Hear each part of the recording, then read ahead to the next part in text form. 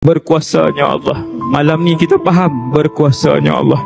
Allah yang mengetahui setiap helai daun yang luruh pada setiap hari, pada jam dan saat keberapa daun itu jatuh ke tanah. Allah itulah yang mendengar rintihan dan permintaan seorang manusia daripada dalam hatinya. Kita minta dengan Allah banyak benda. Allahumma ajirni minan nar, wahai Allah selamatkan aku daripada siksaan api neraka. Mulut kita minta, hati kita minta, pasti Allah dengar. Cuma manusia tidak meyakini Allah Jalla Jalaluh. Kenapa para nabi dan para awliya doa mereka begitu tajam? Kerana mereka meyakini Allah Jalla Jalaluh. Kerana mereka tidak pernah berburuk sangka dengan Allah Subhanahu wa ta'ala. Tengok Nabi pesan, Allah akan berurusan dengan kamu seperti mana sangkaan kamu dengan Allah Subhanahu wa ta'ala. Kalau kamu menyangka Allah itu baik, baiklah Allah dengan kamu. Kalau kamu sentiasa menyangkakan bahawa Allah itu pemurah dengan kamu, maka pemurahlah Allah dengan kamu.